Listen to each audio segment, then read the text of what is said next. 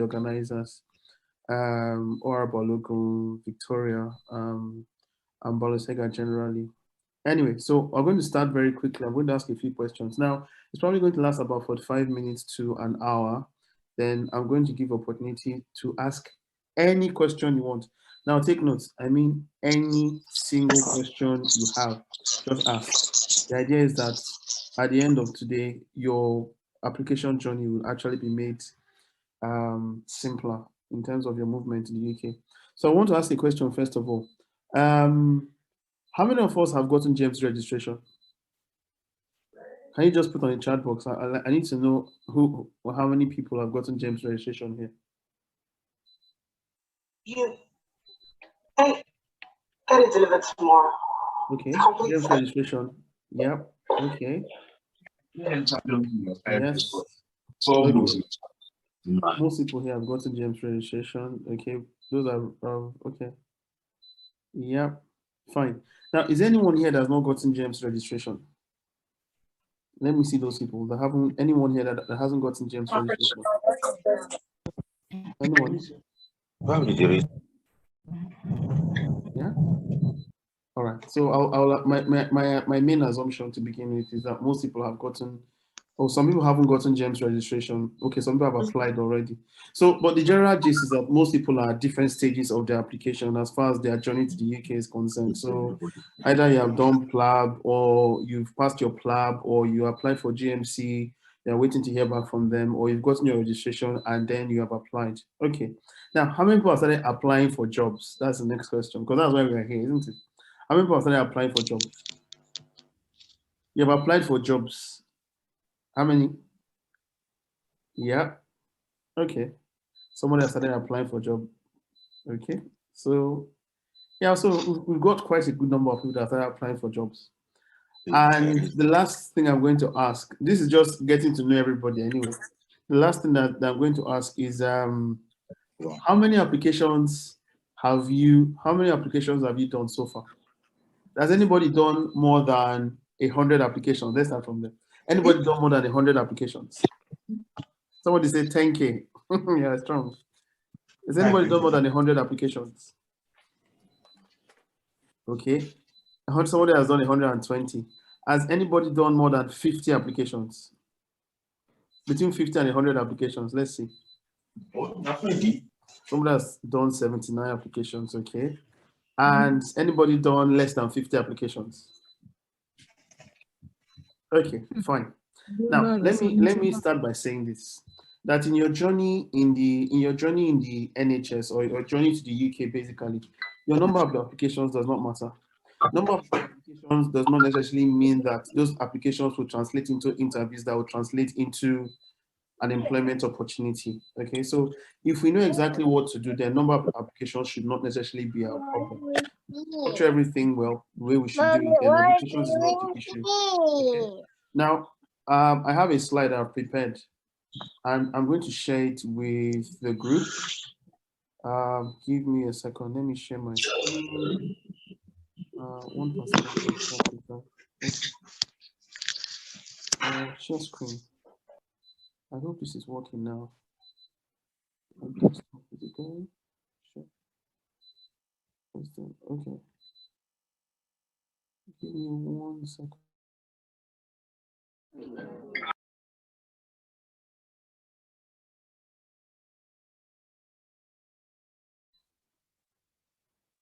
Sorry, give me a second. Screen sharing.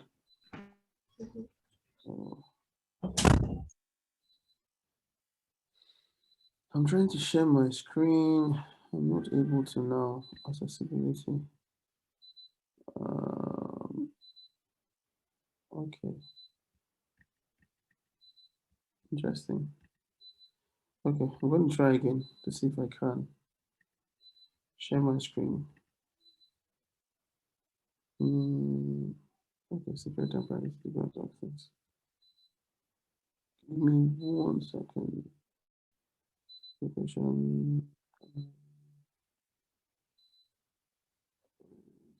screen recording.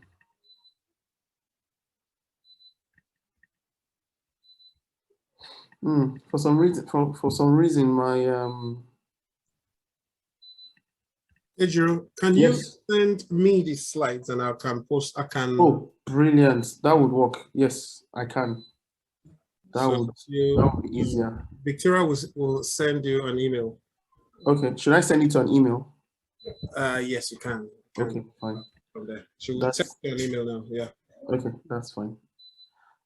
Sorry guys, these are just problems that Technical problems that come up with. Okay. Sorry about that, everyone.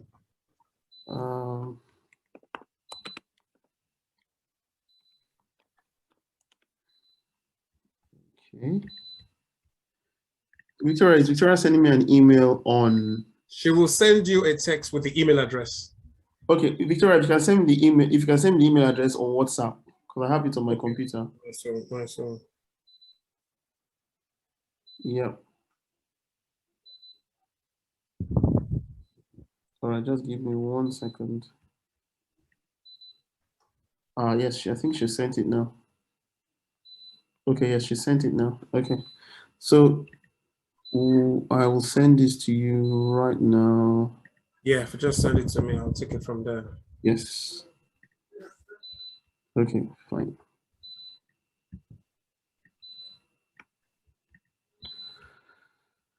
Okay. 1 second.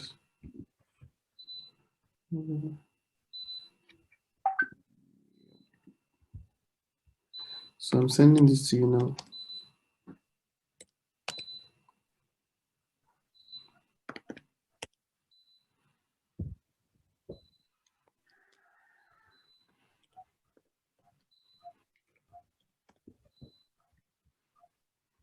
Okay, slides. So I've sent it. You should get it in the next few seconds. Okay. Yep. Yeah. Yeah, it's sent already. Have you gotten it now? Just let me. Not yet. I'm just refreshing. Okay, fine. I'll get to the word. Brilliant. Okay. So guys, just apologies. We're going to get it sorted. There's a slide. It's just a technicality. I think my own laptop is not permitting me to share my screen. Not sure why.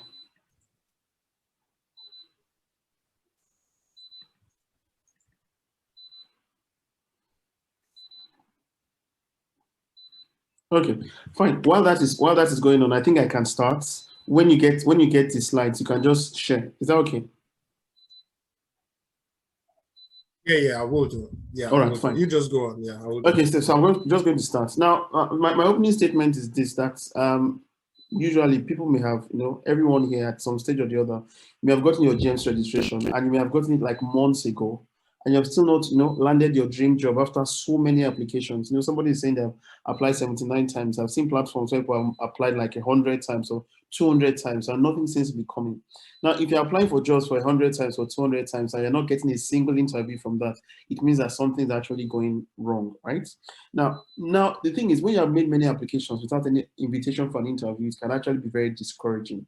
But the point is that it's important that you actually keep trying, okay, by looking for opportunities to apply for jobs, because that's the only way that you get your job eventually. You need to keep applying. But the point is, how do you apply rightly? Now, when you come to the UK, there are different opportunities to get jobs. And the main provider, we know that NHS is the main provider of jobs in the UK. So NHS, I think globally is about the fifth or sixth largest employer of labor in the world. Now, we've got a lot of people in the NHS. Now, there are many rumors that there are jobs are in short supply. And I don't know if anyone has told you that, there are not enough jobs, there are too many people and all that. But it's not necessarily the case. So what happens in the NHS now is that NHS has actually a massive shortage of doctors. Now, the staff shortage in the NHS is about 100,000 doctors. They don't, I think in total, 100,000 vacancies in the NHS. Now, one way you would know is that if you know anyone who works in the NHS and they work there, they will tell you that most times they have shortage of staff, daytime, nighttime. It's actually worse at night, but the idea is that they're actually jobs. But the UK is such that because there are a lot of vacancies, does not mean that they will just bring people in like that. So each trust has its own modalities on how to how to facilitate people filling positions in the job. So they have specific criteria that they would have to go through. Now, one thing you must realize is that there's a lot of demand in the NHS, so there's a lot of jobs. But the problem sometimes is that there's not enough personnel, and sometimes there's not enough funding to provide services that are needed. Now, I should say this, that when you look at the competition for jobs, you will notice that in the last few years, I would say probably in the last 5 or 6 years, there has been a very large influx of Nigerian trained doctors into the UK. And you discover that many of your friends, you find out, you ask from them, they're written PLAB or USMLE or something, and they're leaving the country. Now, UK is one very easy destination in code because the criteria for getting into the UK, PLAB is easier to navigate than other foreign exams like USMLE. The scope of the problem is this. I tracked these numbers for about 2 years, and I found out that on the average, we have about between, in the last count, this was 2 years ago, between 35 and 40 doctors trained in Nigeria that are being added to the GMC register every week.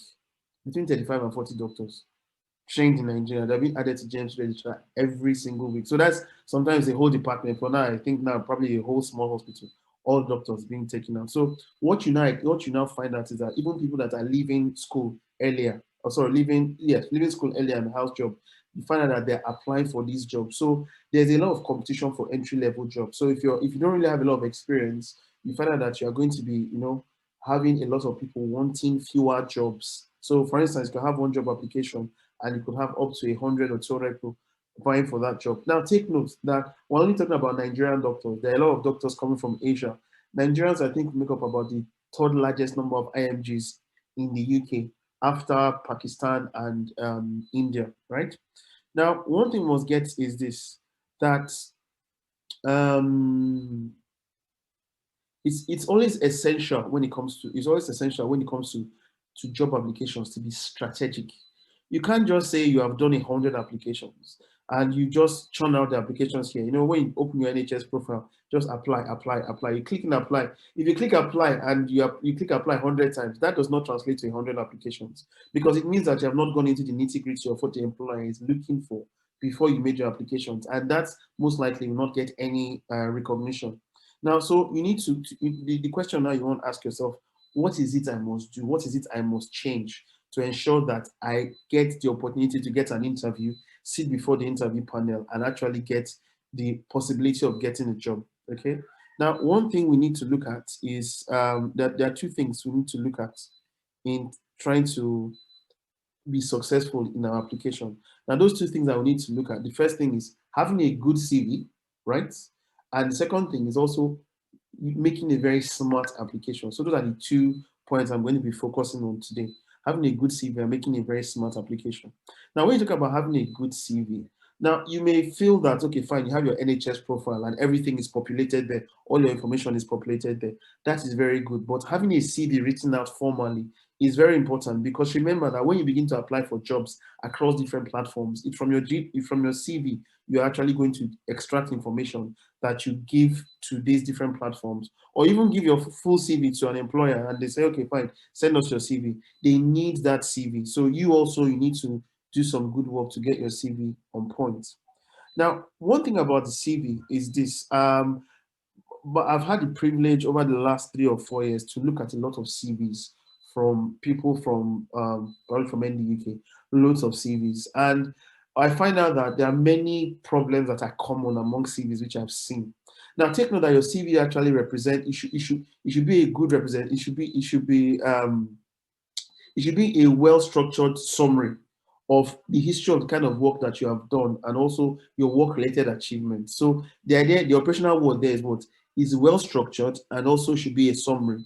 Now, your CV shouldn't read like Sunday Times, and somebody opens your CV and they are reading through and like you can't make head and tail of what this person is all about. So your CV is very, very important that your CV gives all the information that an employer is looking for. Now, now take note that a great candidate, if you're a very good candidate, I mean, when they look at your, when anyone looking at you, forget about your CV now, they look at you and like, wow, you've got you got very good experience. Your experience is so vast. If you're a great candidate and you have a very poor CV, believe me, you're not going to get a job.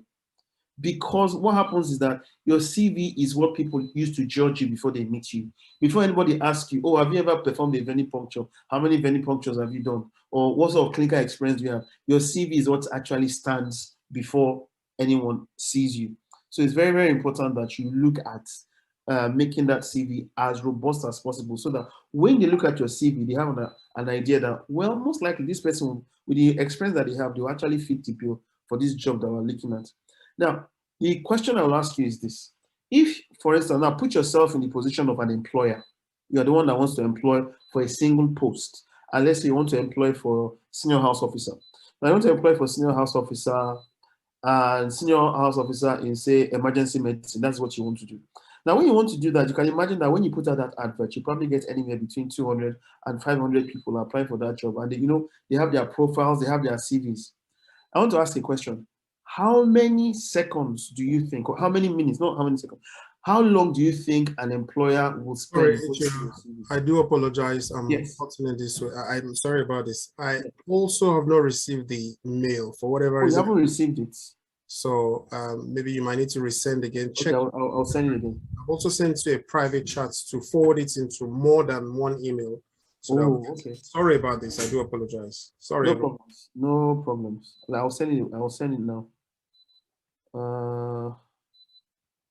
Yes, I'll send this again. Okay, so it's here.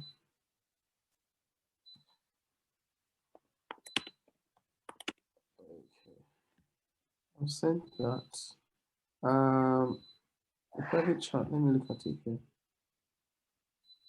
Okay, so I've got other emails here, Bobby. Okay. I'm also going to send this here. Let's see, forward that. Yep. And lastly, I think I've got Victoria's email address here.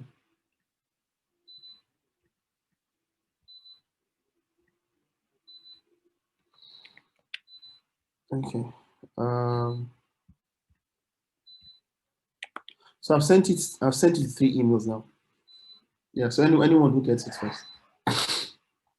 Yeah, all sent. Right. Okay. Am I going to continue?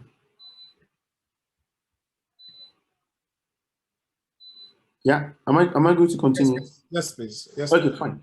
So looking at CV structure. Now, I've said that your CV, even if you have a good candidate, if their CV is not very good, if you have a very weak CV, they're usually not going to succeed in terms of being offered that interview. They won't get it. So like I said, people actually judge you with your CV before they see you, before they get a chance to meet you in person.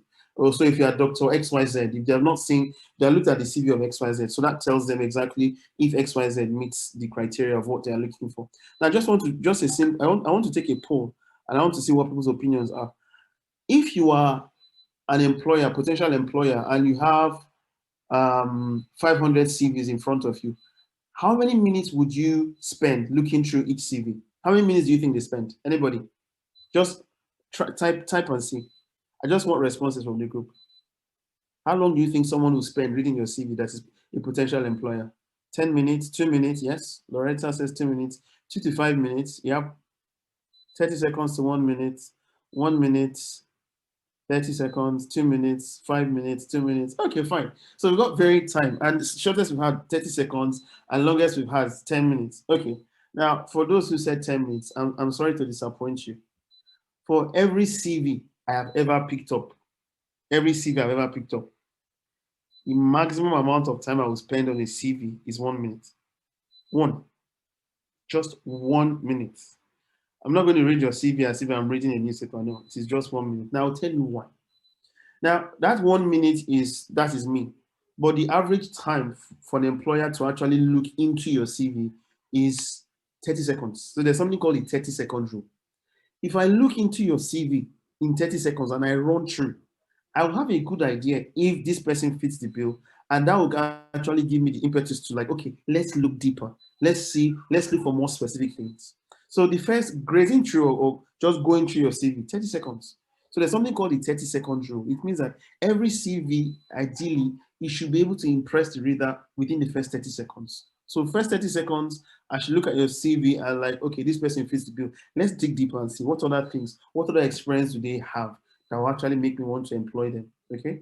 Now, there are really no rules to what information you must include in the core of your CV. Now, but there's certain essential information that must be there. So things like your clinical knowledge and your clinical skills, non-clinical skills, achievements, and also your communication skills. So it's important that those things, you include them there. Don't worry, I'm going to break these things more. I'll go into them in detail, okay?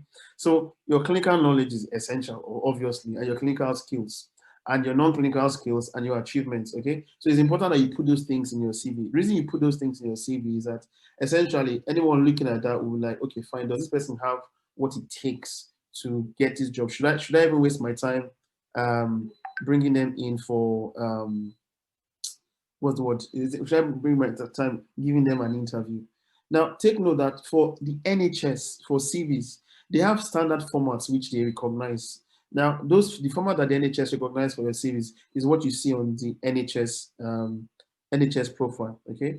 Now, for those if you are looking for jobs, basically the places that we go searching for jobs. Has anybody heard of NHS? What they call it now? NHS jobs. Anybody? I'm sure that most people have gone to NHS jobs before, isn't it? Yeah, most people have gone to NHS jobs. And because NHS jobs, that's like the repository of jobs in the NHS. Now, we're still going to look for we'll talk about other places where you can actually look for jobs besides the NHS jobs website. But that will come a bit later. Okay. So when we talk about the structure of your CV, you said that there are no rules in terms that there's no rules, strictly speaking. You won't find it anywhere. So usually what we tend to follow what is on the NHS jobs website, what format that they have, because that is something that the employers are familiar with. They easily recognize it and they can actually help. You can actually help them scan through your CV very quickly. So things that you put there, you put things like your personal details, your educational qualification, your education and your qualifications, current employment, your career, employment history, and your employment history usually has to be in chronological order. So when somebody is looking at your employment history, it has to be from your present job, and you have to go back to the first, like in this case now, for most of us, it has to be from your present job back to your house job. So every job that you did in chronological order, and also as well as your clinical experience. So this is what you put there as part of your CV. Now, other things that you want to include in your NHS CV, you want to include audits. If you've ever done any audits, you need to put it there. Now, if you have any management experience, it's important you put it there. Any research experience, if you have publications, fine, you can put that there. If you have publications, if you have done presentations, doesn't matter. The presentation does not have to be one international conference somewhere. Now, one thing I've come to realize about CVs when I look at people's CVs is I discuss with them and I find out that they have a lot of experience, but I don't see the experience in the CV. It's not written there because a lot of people actually feel that, oh, this experience is not important. Why I shouldn't be putting this experience there, blah blah blah, and things like that. So, oh, I think the slides are up now. Okay, give me 1 second because I'm looking at my own slide from this end. Okay. If you can you go forward? If you go down, they're sharing your screen. Where do you want me to go? Go to 10, slide 10. Just bear me 1 moment. This thing is just a little slow. Slide 10. Okay, so like I was saying, I've read a lot of CVs and interacting with these people, I discovered that they have a lot of clinical experience. But when I look at their CVs, I'm not just seeing I'm not just seeing the experience there written in the CV. So it's important that we look at putting all the relevant information into that CV, and in order to improve our chances. Okay. You are there now? Yeah, can you look at 9? Can you go to 9, slide 9? If you look on the side, it's actually labeled there, 9. Hold on. Okay.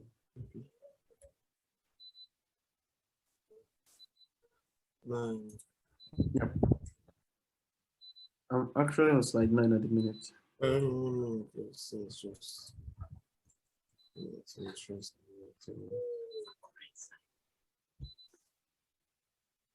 Yeah, slide 9. Yeah. All right. Thank you very much. Okay. So, yeah, so things I need to include there. You need to include, if you go to, okay, let's go to slide 8, previous slide before this one. Okay. So things I've talked about that need to be in your CV, personal details. We'll break it down more about personal details. So your education and qualification, current employment, your career and employment history in chronological order, and your clinical experience. Now, next slide, please. Yes, audit. If you have done audits, we'll talk about this later. If you've got any management experience, research experience, publications, presentation, and references. Now, take note. I want to say this, that CVs are scored. You may not really understand that CVs are scored. Now, when you score a CV, it tells you, should this person get an interview or not? So you score the CV looking at, what is my criteria? What is the person's specification for this particular job? Does this, to what extent does this person meet this criteria? So you now score the CV based on that. Now imagine they have not had any discussions with you. All they are looking at is what your CV looks like. And when they score you, if you don't actually meet the scoring, for their scoring framework, if you don't get the mark for which they are going to consider people for invitations, then you don't get anything. So that's why you see 79 applications, 89 applications, 90, not a single interview. There's something that has not been done. Okay, please, next slide.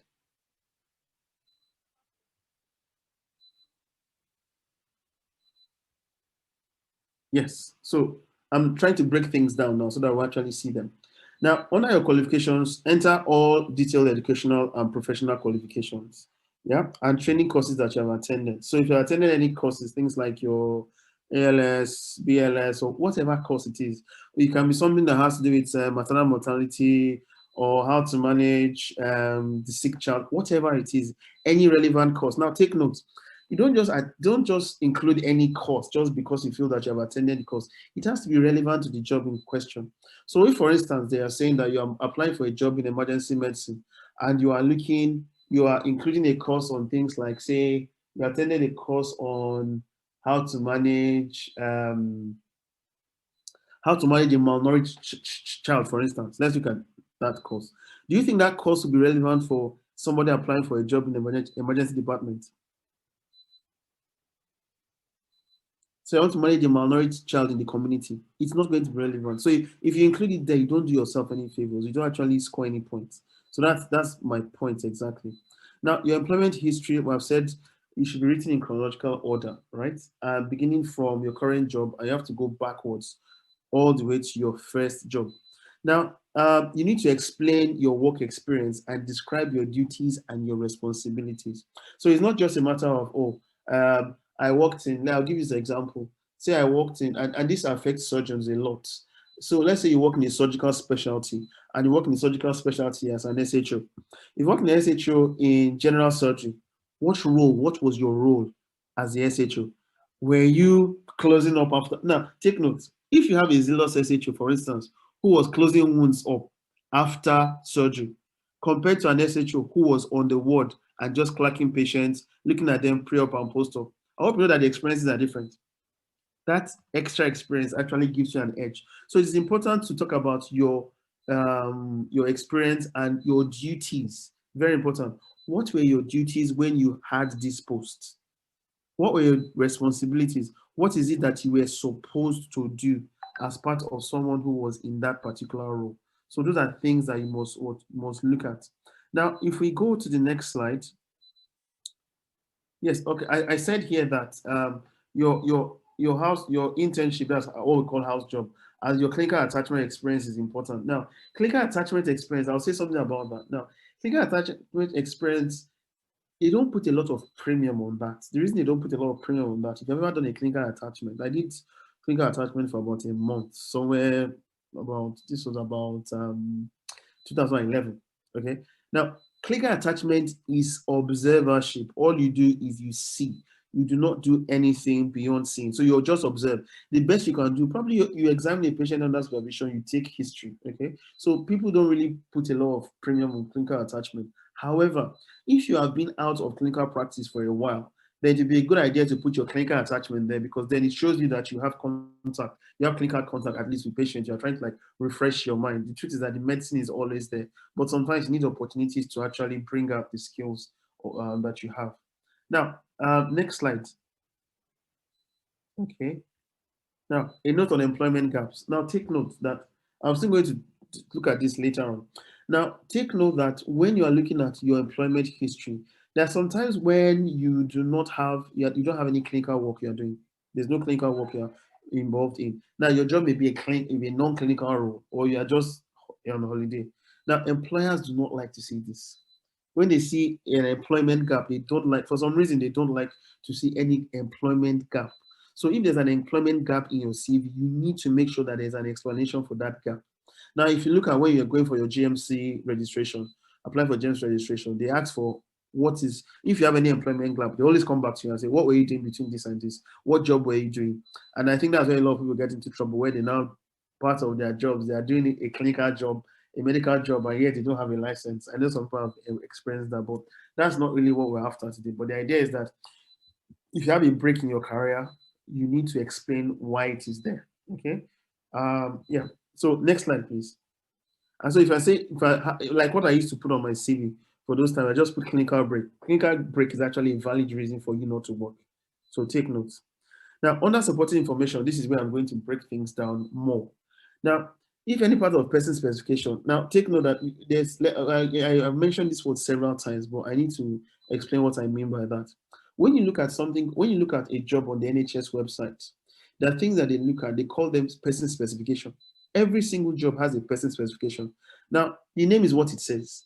So if we're advertising for a job, we want somebody to be a clinical fellow in neurology.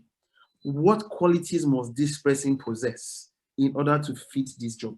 That is what they call person specification. So please take note that when you go for every single job on the NHS Jobs website, always look for that thing. Clinical specification is always a single document, 2 or 3 pages. What they desire for, who the potential candidate for this job will be. That's your person specification. So if there's any part of your person specification that's not covered in your profile template, so when they talk about your clinical experience and this and that, whatever things you have done in the past, this is actually where you need to cover that information under supporting information, right? So they're always going to ask for supporting information. And supporting information, you give them the information you use this supporting information to give any information you have not provided. Now, the problem with templates sometimes is that there's some information we want to include in templates that are not in the template, but supporting information is just like prime real estate, open season, anything you want to add there that you feel will help your case. Very important. Now, like I said, I wrote here there's an open check, so you have to use it widely. Now, it allows you to highlight any information that indicates your suitability for a post. So everybody would like, oh, I went to university or whatever. I did this. Most people have similar experience in terms of their trajectory too. Apart from university, you did your house job, NYSC, you worked as an MO, or you went into training, whichever. Most people have things like that. So you can imagine that if everybody has that, how do you now pick who is better suited for a job compared to the other? This is where the difference comes in under your supporting information. And this pays particular reference to your person specification. Now it allows you to highlight any information that indicates your suitability for the post. Now, one thing is this, you have to be original. One thing I find, and I'm sorry to say this, many doctors are very lazy. You show them a CV, you give them a CV, and ask them to go and write a CV. They will cut and paste and give you the same CV back with their own information on it. There's no originality.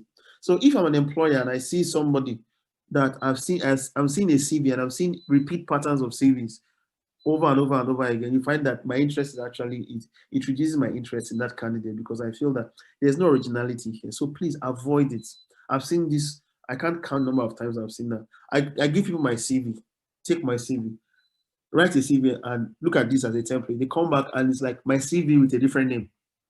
So I don't think it's a very good thing, okay? So you have to be original and you have to think deeply and don't write anything that is generic. I'm a good team player. So what? It doesn't matter to anybody you're a team player. How do you know you're a team player? How do you know you're a good team player for that matter? I'm highly motivated. It doesn't mean anything. So I see all those things. That's just empty nonsense. There's nothing. It carries no value. That's my point. It carries no value. So you need to think deeply about what you want to write. Okay, never write anything that is generic. Oh, everybody's writing it. If everybody's writing it and you write it, it means that you put yourself on the same pedestal as them, and your chances are as good as their own chances, except they have something that edges you out. Okay, so this is an opportunity for you to sell yourself. Very, very important. Sell yourself under supporting information. So important. Now, can we go to the next slide, please? Yeah. Okay. Now, when we are talking about supporting information, now take note that this information, what is written here actually applies to your entire CV. One thing is this, that it's very important that information is written clearly. Now, the one way of writing information clearly is to use bullet points. Because when you use bullet points, what that tells us using bullet points is I can pick the information quickly and just go down. Okay, he said he can do cannulation. He has done catheterization.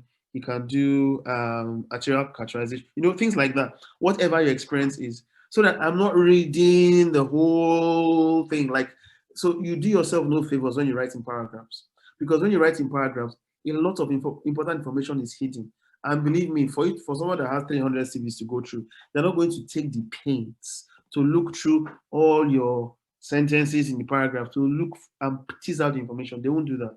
That CV most likely just gets on the tossed with other CVs and they won't give it any consideration. Now, there are many CVs to go through, so nobody waste their time or burden themselves reading and getting information that you should have presented clearly to begin with. Okay. Now, let's go to the next slide, please.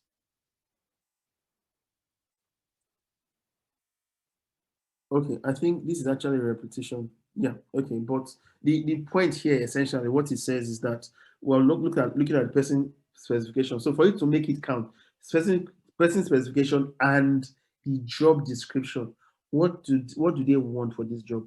What kind of thing does the person who has this job? What would they be expected to do? Okay. Now take note that when you look at your supporting information, you can divide it into different sections so that it becomes easier to read. Very, very important. Because when you write a lot of things, sentence here, sentence, paragraph, nobody's going to read it. Okay. So how I've divided it, I've divided it into 4 parts. Now, the first thing is things like communication skills. Okay. Now, when you say things like I'm a good communicator, who is not a good communicator? Have you ever met a doctor that is not a good communicator? There's no doctor that's not a good communicator, because part of our job is that we interact with patients and staff and colleagues every single day. So communication is in our blood. Communication is our thing. Okay. Now in the UK, they want evidence. How do we know that you're a good communicator? So rather than say something like I'm a very good communicator or I have very good communication skills. Now, what I've written here is, if you look at the example I've written, and I'm not by any means saying that this is the holy grail, that you must write this. So instead of saying I'm a good communicator, I could say that I have quite good written and verbal communication skills. My ALTS results are as follows: writing 9, listening 9, speaking 9, reading 9. Have I given you evidence? Yes, I've given you evidence that I'm a good communicator. The other thing I can say is that my patients, I've had patients, feedback from patients to say that I have communicated very well.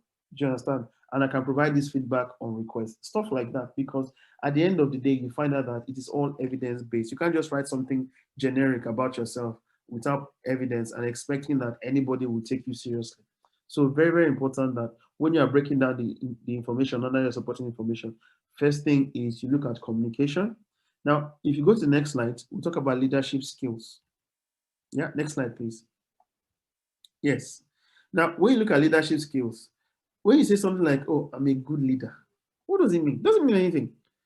It doesn't mean anything at all. So include things like, and what I've written here, that in my last role, I was involved in supervision of junior colleagues and nurses in the department. I was able to, when you look at, when you write that, now that is just the opening line. There has to be more information. Now take note, it doesn't have to be a whole lot of information. Now, if I say that I was involved in supervision of junior colleagues and nurses in my department where I worked, and I go on to say things like that, during my time there, I was able to ensure that the waiting time for patients was reduced, or I was able to ensure that the performance for each staff member was improved, or their satisfaction in the department was improved. That actually shows leadership skills. So now you're actually going to specific. So the rule I tend to follow here is, what was your role? What did you do? And what change did you make? So that is evidence. What was your role? What did you do and what change did you make? If you say you are the head of the journal club, for instance, or you are the residents, what they call it, the chief residents, house officer, or chief resident, or chief SR, whatever it is, there must be something you did. Okay. So the other thing is, if you participated in MDT meetings, let's say you did MDT meetings, this is where it comes under. You have to state your role. Don't say I was part of the MDT meeting for somebody that had breast cancer. That doesn't make any difference. For all they know, you were there to just watch. You were sitting down in the room because there was nowhere else to go, and you just participated in the meeting, or you were just there being serving drinks to people. The idea is that you have to state your role, what you did, and what impact that made. Now, if you have any award, right, being the best doctor in your hospital, or you ever nominated for anything, it might even be a monthly prize, doesn't matter. So this is where you put it under your leadership skills. Okay. So because the problem with things like this is that people downplay them, but this can be what will make a difference between you and another candidate. Now, it's not that it's going to impress them greatly per se, but actually is trying to put as much evidence to show that you meet the bill when it comes to leadership skills. Because if leadership skills is part of your job description, or person specification, they need to prove that you have the skills. Okay. Now, if you have no awards, it doesn't actually, you don't have to worry. Okay. Now, even for completing NYSC, most of us did NYSC. The award that we are given, that certificate, put it there as an award that they recommend, they recognize the fact that you've completed your youth service. So these are things that you look at in looking at your leadership skills. Now, if you have any resuscitation training, you can include it at this point. If there's no point in the course of your NHS job profile that this has come under, like training, then this is something to do. Okay. And let's go to the next slide, please. Yes. Okay. Now, under experience. So I've looked at all this stuff. The next one I want to look at is experience. Now, this is where I found, this was where I had problems when I was trying to get into the NHS. Now, about audits, you find out that in Nigeria, I don't know now, I finished school in 2008. I came into the UK. My first experience with clinical medicine here was 2011. Now, you can imagine that back then, I didn't do audits. In fact, I didn't even know what an audit was. That's just the truth. It was in my first clinical attachment, I heard that there was such a thing called an audit. After going through medical school and doing house job, NYS, no idea of what audit was. But I think these are things that actually make our system back home not as effective as it should be. Yeah. So audit basically is the way you look at a system and look at how systems work and see how to improve them. That's just the general gist of an audit. So if you have participated in an audit, if you've done an audit, you can include it under experience because they actually like, for some reason, NHS employers like to see the fact that you have participated in an audit because part of your job role in any job in the NHS is that you intend to do audit. Either as a training or non-training job, you do audits. So if you did an audit, state the title of the audit and basically what was your role? Your role was initiating the audit, collecting information, collating the information, writing a report on the audit, presenting the audit. So very important. Now, one thing I wrote here is that if, for instance, you are still in Nigeria and you haven't done an audit, no need to kill yourself. This one, I saw it. I use this example because it's very simple. Now, one thing you want to look at is record keeping in your department, just as an example. Now, if you look at Royal College, just go to record keeping Royal College. You find out that there are certain criteria for how records should be kept. I had no idea about these things at all. In fact, this was the first audit I did back then. I had no idea that this was even a thing, that there was actually a standard on how I should write my notes or how I should date or things like that, or what sort of ink I should use. Okay. So the example I gave here, get notes from the department, wherever you work, get notes, get 20 case notes and measure them against those standards. So the standards will tell you that on each page you should have heading, you should have name of who is date, name of who is seeing the patient, the person's role, and the time. All those things they come into, you score them, okay, and see exactly if what is being done in your present department meets up with, to what extent it meets up with the Royal College guidelines. Now, the reason I said Royal College guidelines is this. It's been long I left Nigeria, so I'm not quite sure. I didn't really see guidelines then because I know that most of the guidelines they use are foreign guidelines, either from Europe or UK or wherever. So wherever you can find guidelines, just use this. This is a simple way you can put an audit. You can do this within 24 hours. put an audit into your CV that you have done an audit before. Now, one thing about your CV, I know many people lie in their CVs. They claim that they have done things that they have never done. I would be very careful in doing that, because if you are caught, there's such a thing called probity, being honest. That can cause a lot of problems. You may feel that nobody will catch me if I write this thing, but you never know. Okay, so just get 20 case notes and measure and see exactly, and just get a consultant to sign off, and you can, get a consultant to sign it off for you. That okay, I've done the audit, put it there. Once the consultant has signed it off, you can make your recommendations. Just so read about audits. It's very important. Now, also, if you have any publications from university days or later, you can include it under your experience, because it's important that when you have published something, it means that at least you have done a bit of research, and it means you have a bit of research experience. If it is something that your role specifies or your role requires, then it still gives you points. Okay, and yes. So let's look at next slide, please. Under supporting information. Okay. Now, the next, so we've talked about leadership. We've talked about leadership. We've talked about communication. We've talked about the next thing to look at is knowledge. Yes. Now, knowledge is very important, and still knowledge here still has to be evidence-based. Okay. So evidence to show commitment in maintaining professional skills. Now, let me give you one secret here. If I'm applying for a job in nephrology, for instance, okay, if I apply for a job in nephrology, what happens in the UK is that employers want to see that you have commitments to nephrology. If I apply for a job in medicine, the employer wants to see I have commitment in maintaining my professional skills in medicine. So how do I demonstrate my commitment? Easiest way to do that is attend courses. So if you attended an update course, say you attended an update course somewhere, or even did an e-learning course with a certificate to show, right? That okay, I did an e-learning course on new advancements in defibrillation technology, or in cardiac monitoring, or whatever it is. Just include that there, because what it now means is that you are showing you are showing commitment to that specialty. In fact, by the time you come into the NHS, you begin to hear things like taster week. Where people taster weeks are just few weeks, you go into a specialty you're interested in, and you include that in your CV to show that you're interested. So that's, you see, things like that. So if you attend CPD courses, you put it there. If it's locally organized, if it's online, it doesn't matter. Okay. Now take note that this is only a guide. Everything I've said here is just a guide, and the idea is to utilize all your wealth of experience as evidence so that you fit them into your application. Now take note that you can modify there's nothing that is set in stone. Everything can be modified, because despite the fact that we all went through the same university, finished at the same time, does not mean that we have the same wealth of clinical experience. Okay, very, very important. Now, the next thing I want to look at is references. References, that's next slide. Okay. Now, one thing about references, I found this about references. I found this out many years ago.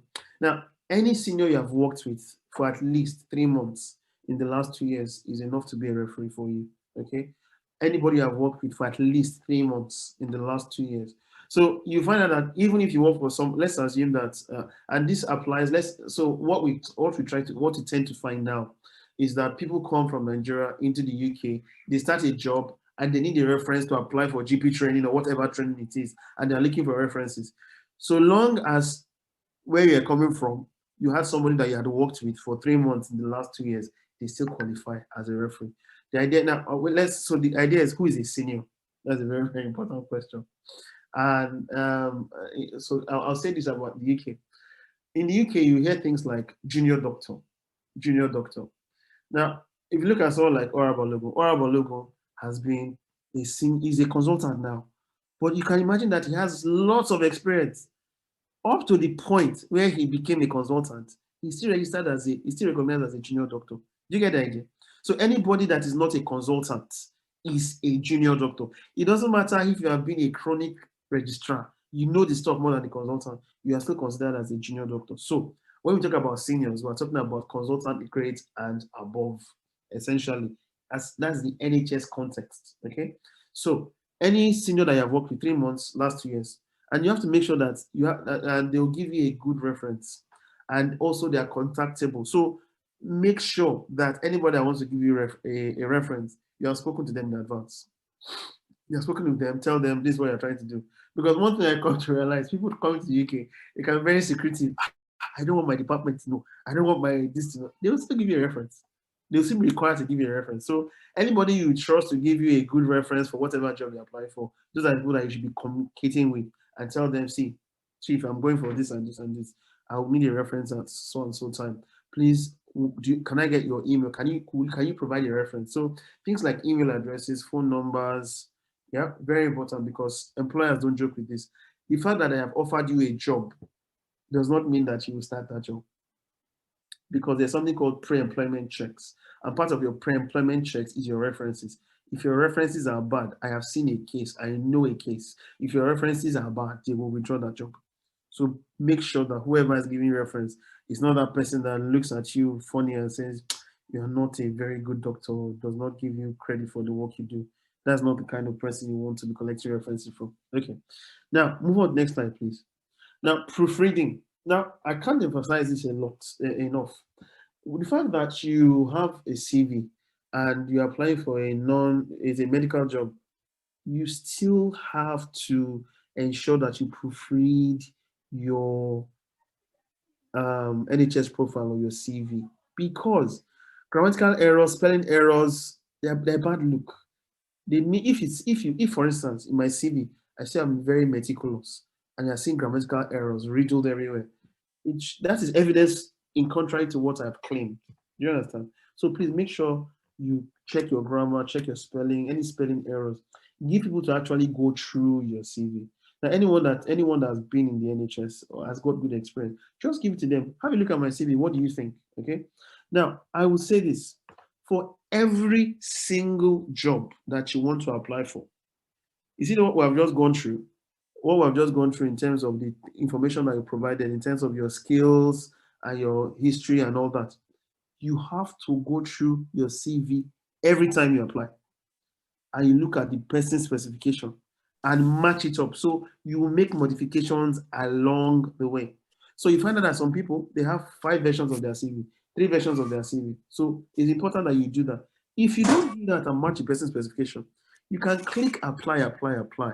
So long as it's generic and they do not see you meeting their criteria, they're not going to invite you for an interview. So please take note of that. Very, very important. Okay. So you need to proofread your CV and get someone to check your CV. Okay, let's move on to something else. Job search. This would have come earlier, but I think my slides, I got them muddled up. Now, job search. That's the next slide. Yeah.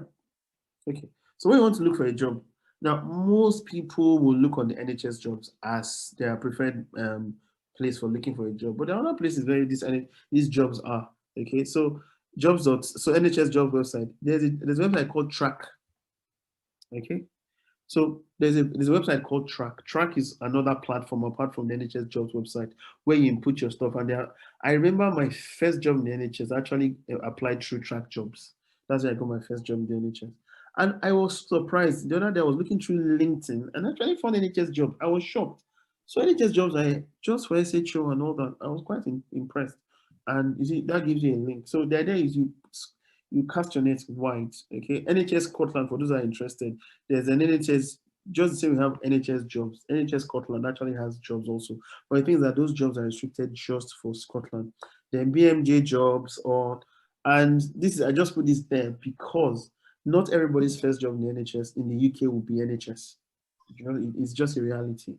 I worked as an RMO, resident medical officer for NES. I worked there for 2 years before I even got my first NHS job. So, but there are many private employers also. I think there's Cape Med, there's NES, and one other, I can't even remember, but there are different employers.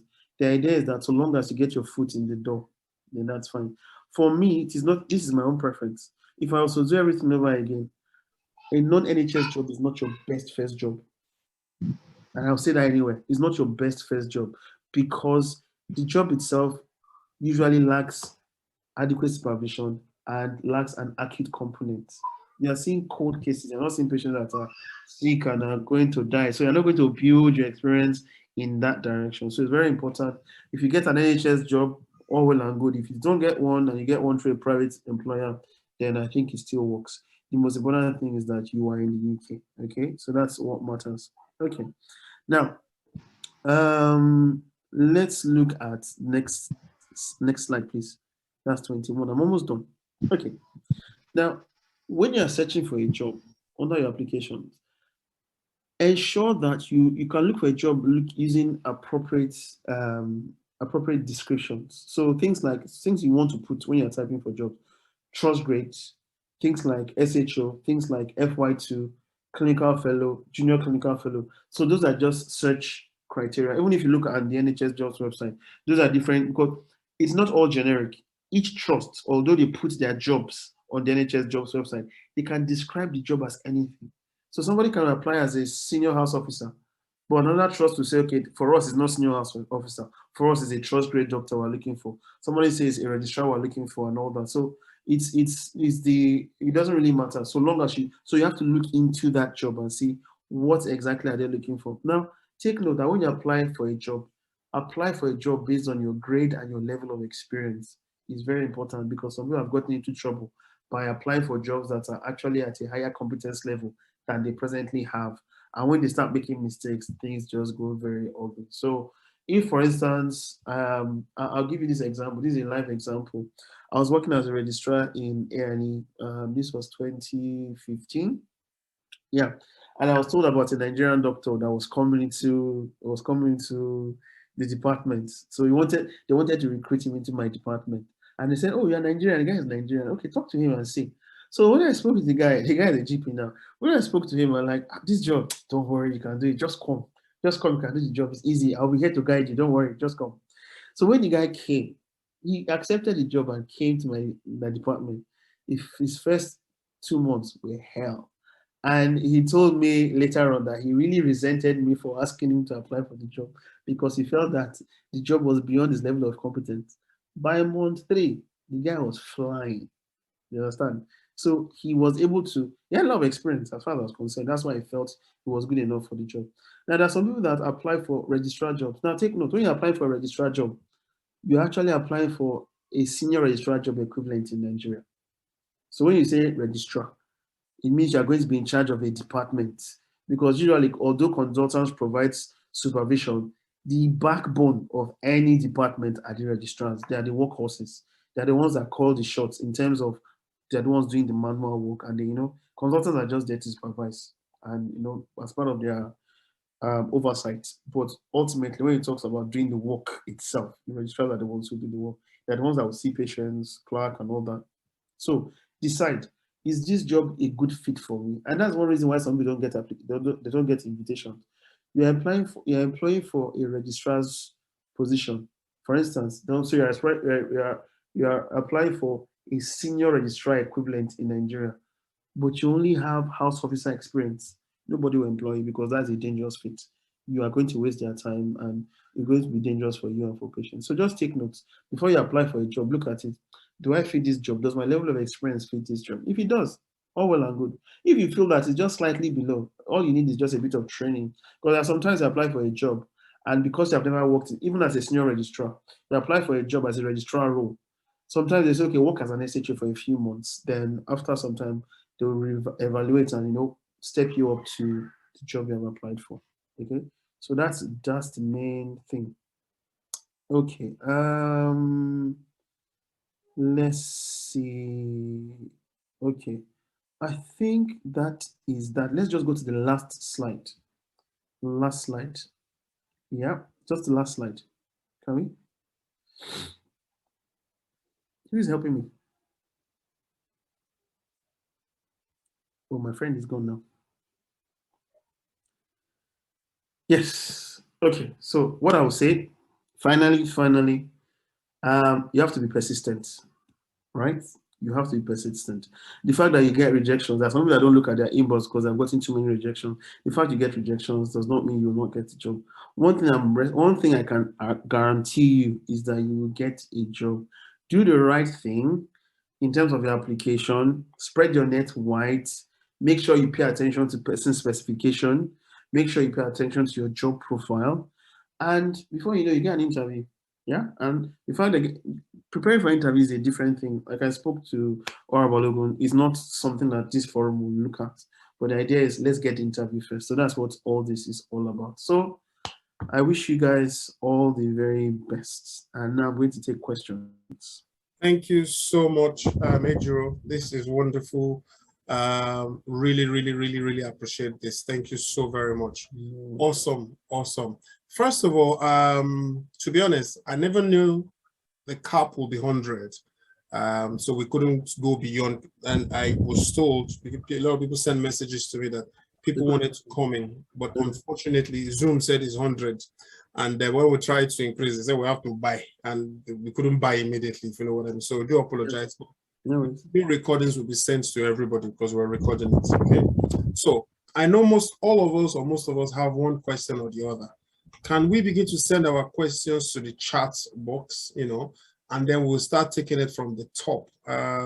Let's send our questions from the chat box. Let's see if there's any question from the top. Okay, so I think let me start. I will take. Yes, I'll take the experience. I'll take the questions from the top if it's okay. Top. Lovely. Good. Yes. Good. Okay. Somebody asked that, do we need certificates to prove every experience? Now, you don't need certificates to prove every experience, but the truth is that if an experience comes to the certificate, it is better. Now, take note that you are not attaching your certificate to your NHS profile. But if, for instance, someone asks you for the evidence, then you should be able to provide it. That's the idea. Okay, so I totally get the point that you will not always have a certificate, but if it's present, then that's fine. Can one add CME meetings as training? Yes, if you have a CME meeting, because training, what is training basically? Anything that actually improves your knowledge or refreshes your knowledge about any subject matter. So that's your continuing medical education. You can add it as part of your training. Now, must be references be up to 3 in number. Now, usually it is 2, but sometimes they can ask for 3. So, but the idea is that you have at least 3 referees just in case one disappoints you and the other one can help. Now, can HR manager be a reference? In this case, no. The reason why HR manager cannot be a reference is because most times what they're looking for a clinical reference. So somebody who you work under, in other words, directly supervises your job. HR manager does not supervise your job. Yes. How do I work on my CV if I just finished my house job? Okay. Now, if you just finish your house job, you are definitely new to the system. So that's a bit tricky. Now, if you finish your house job, you can still write the experience which you gained during the course of your house job. If there's anything specific which you did, you just read it. Your CV will be more scanty compared to someone that has had years of experience, but the idea is that it is possible. What this will actually mean is that when you're applying for jobs, you're applying for very low, very junior jobs. But the truth is that we're all started somewhere. Yeah. So it's very, very important that if you just finish house job, whatever experience you gleaned throughout your house job, just add that there. So long as it's relevant for whatever post you're applying for, then you should be good. Now, for someone that just finished house job, usually the jobs they apply for anything FY2. FY2 is foundation year 2. So that's the second year house officer in the UK, anything FY2 and above. Okay. And in supporting information, do we need to write headings and then write under them? Now, I will do headings. The reason why I will do headings is because headings actually signpost the person to what you are writing. So imagine if you write 5 paragraphs and those paragraphs, there's the paragraph, if I look at 5 paragraphs, I'm most likely not going to read 5 paragraphs. But if I see a heading and 1 paragraph, even if it's 3 or 4 lines, then it actually tells me that, oh, this is what this person wants to talk about. Then it becomes easier. So I think that is my own opinion anyway. Now, how easy is it to get a job when you have applied for registration and license, but yet to get it? In this case, it's very difficult because most times they want a situation where you have your GMC registration. Now, if you still tell them, hold on, now, and most people will probably not give you a job until you get your GMC registration. So, except they are pressed for something, they'll hardly not give you a job because, or they'll hardly give you a job because there are other people at your level who have their GMC registration and they are good to go. And trust that sometimes they can be impatient. I think the exception, I think before I got my GMS registration, I got a job, but that was an NES job anyway. It's not NHS. So I don't know how things have changed in these 10 or 11 years since then, but that's one thing. If you get a registration, very important. Now, on what platform? Okay, let's see. Okay.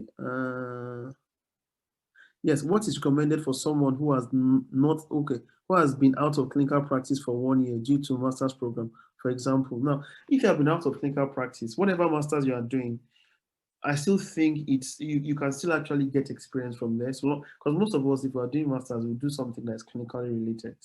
So essentially, you can put that there as your employment. This is what I've been doing in this time, and I have learned this and this and this and this and this. Okay. Now, if your time out of training has been a very long time out of training, that is where a clinical attachment will help, because usually even GMC has a criteria that you have to have been working for at least 3 months in a specified period before they will even give you a GMC registration. I know someone that had to go to Nigeria and work for 3 months before GMC gave him registration because they have been in Canada and have not worked for a very long time. Yeah. Okay. If my current job is not a clinical capacity, should I include it? You can include it if there's a twist, because remember um, we're looking at um, we're looking at employment gaps. If you say, if for instance I was working, I'll give you a crazy example. If I was working and I was selling mobile phones, I got a contract, I was selling mobile phones, it's not relevant. So rather than put out selling mobile phones, there's nothing clinical about that. I'll just say I had a career break, because essentially that is what it is. A career break from what? From medicine. See, so anything you put there has to be it has to be relevant. Okay. What does appraisal and revalidation on a job application mean? Okay, I didn't talk about this one. Now, in the UK, this started in 20, is that in 2013? In 2013. So what an appraisal means is you have somebody that is a responsible officer for you, and or a clinical supervisor. The person goes through all your clinical work in the last 1 year, and at the end of that, that's an appraisal. Now there are different things they look at. They look at what reflections have you, what things have you done clinically, what kind of, and you have to get CPD points. The way we used to get the CME points in Nigeria, 50 CPD points. So getting 50 CPD points is during the course of my work as a registrar in A&E. So let's say I did things like how to manage shoulder dislocations. I did a course on that. I did a presentation on that. I'm going to write about that. I reflect on that, and I put it there under so that my appraiser will see what kind of learning, collateral learning I am doing to ensure I improve my clinical skills, or I let my clinical skills stay up to date. So that's what an appraisal means. It's a yearly process to go through essentially all your work that you have been doing, everything you have been doing in relation to your work. So feedback you have been getting, CPD points you have been getting, and all that. Now, after a 5-year cycle, you have what they call a revalidation. So revalidation is not you are sitting down with anybody. They look through your appraisal for the last 5 years and say, okay, yes, this doctor has maintained professional competence over these last 5 years, and we're happy to register him or continue the registration on the register. So that's what a revalidation looks like. So that's what you see when you look at the application. Um, Okay, so somebody said when you say a good candidate, what does it entail? Okay, so if I say a good candidate, what a good candidate entails will be a candidate that has the wealth of experience that is needed for a job. That's just a good candidate, simply speaking. So if you have the wealth of experience, that makes a good candidate. However, if there's no evidence to show that they're a good candidate, it means that they're not going to sit in front of an interviewer, and that's a problem. I've been asked to provide signed logbook for certain procedures, but the name of the patient should be displayed. Don't know how to arrange this as it is different from Nigeria. Hmm. Signed logbook for certain procedures. I don't think signed logbook for a procedure. First of all, displaying the name of a patient, that's clinical. You are talking about patient's confidentiality. I don't think there's something wrong with that. I don't know. Or about what do you think? Somebody wants a logbook that has patients' names and procedure has been done for them have been signed. I think that actually breaches the patient's confidentiality. So I'll go back and ask again. I don't think, because what it does is that I know that Mr. Adam Smith has had a vein puncture. That's his personal information. That shouldn't be in the hands of anybody. So please be cautious in terms of what kind of information you give to people, because sometimes these things can be problematic. What's the difference between training job and non-training job? Okay. Now, a training job is what it is. A training job essentially means that you progress from your beginning to the end and you end up with a certificate of completion of training. Now, training jobs, now, the one thing about UK jobs is that UK jobs have two streams. Now, let's say we're looking at emergency departments. Emergency departments, they are on the SHO, the senior house officer rota. You have two sets of doctors in most hospitals. One set of doctors that are going through formal training, who will move from that SHO level to another level, to a higher level registrar and co. And at the end of a specified time, or when they have met the criteria for the college, they will get a certificate of completion of training. That is a training job. A non-training job does not have that end in view. So a non-training job is just a job that you just do the job normally as a doctor. You work as a registrar, house officer, whatever you are doing as a doctor. There's no completion, there's no formal training structure in place. So it means that at the end, even if you spend 5 years like somebody on a training scheme, you will still not get a certificate of completion of training. And what I will emphasize for everybody, see, once you get the adequate NHS experience, please don't stay in non-training jobs for too long. Move to training. Some people will not agree with me, but I believe that training actually increases your value and increases your chances in the environment. Now, coming from Nigeria through postgraduate route, what level of job can I apply for? Now, if you're coming through a postgraduate route, what I've seen, what I understand by that is that you are most likely a consultant. If you're a consultant, there's no reason why you cannot apply for a senior clinical fellow or a registrar position, so long as you have the requisite experience. They will take you. So when they look at your CV, they'll see what you have done and give you an interview. Because one thing about the NHS is that many jobs for registrars are people that are consultants. Many we say as registrars, they are consultants from their countries. They have a lot of clinical experience. But because they have not gone through formal training in the NHS, they take registrar roles or sub-consultant roles, essentially. Now, most of my experience is in pediatrics, but I want to go into general medicine in the UK to gather experience for GP training. How do I package my experience in peds to be useful in general medicine? Well, if you want to go into general medicine, the interesting thing here is that if you have done pediatrics, no issues if you have done pediatrics. Now, if you have done pediatrics, you can still apply for medicine jobs. Yeah. So I think this is one thing that we should realize. There are jobs that are high application jobs.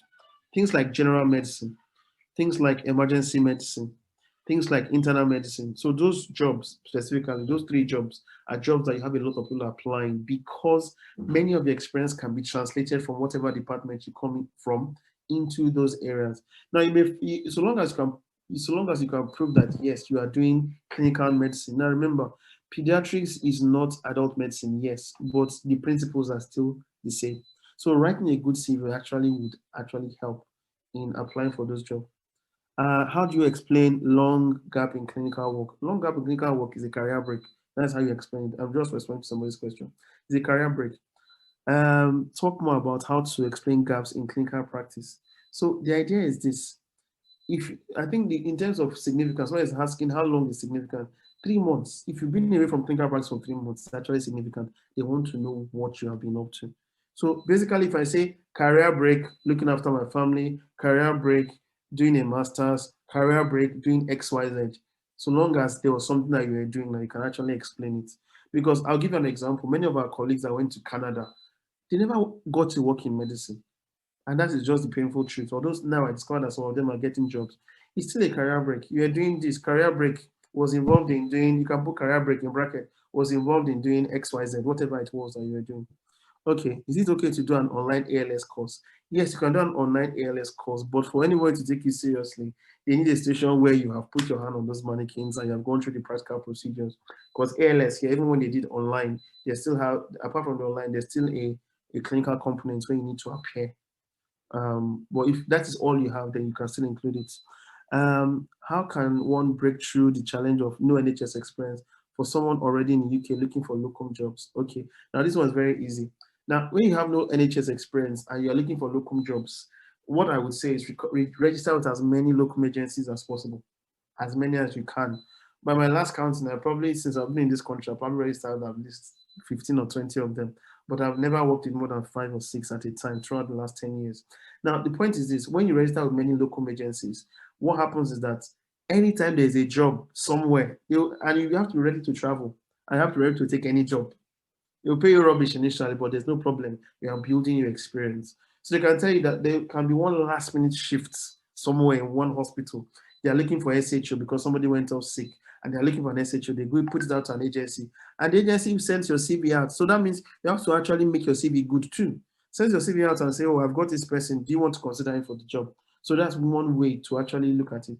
Once you build your experience with that, first job, second job, third job, fourth job, initially it could be random jobs, far away places, short notice, you have to travel, no problem. And once you are there, what you tend to do, you can get a letter from them. There's usually a reference from that agencies will give you a letter saying that, oh, this doctor worked with us. I'm happy with the way he worked tonight, seeing patients, he was competent, he was safe, no issues. When you gather that, eventually you are building up your experience. It only starts from somewhere. Do I need to hold my logbook, certificates, etc. when I attend interviews? I don't think necessarily you have to do that because most of these things, if they're going to ask for them at all, they'll ask for electronic copies. Just send us electronic copies. Nobody will have time to start looking at all those things on the day. Can one use the hospital administrator as reference? No, especially except it's a consultant. Especially if the person is not a doctor. No, no, no, no, no, no, no. No. In mission hospitals, where clergy are administrators and just one or two doctors. Interestingly, I worked in a mission hospital for 2 years in Nigeria before coming here. And the people I used as referees were those senior doctors that came around to do locums. I was like, oh, I need a reference for this job. And they were kind enough to give because as much as you are working there, there will still be other doctors that are older.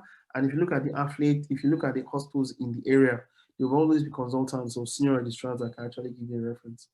Um, is family medicine in Nigeria synonymous with general medicine in the UK? Absolutely not. It looks like it is, but it is not. They are almost the same, but they are not.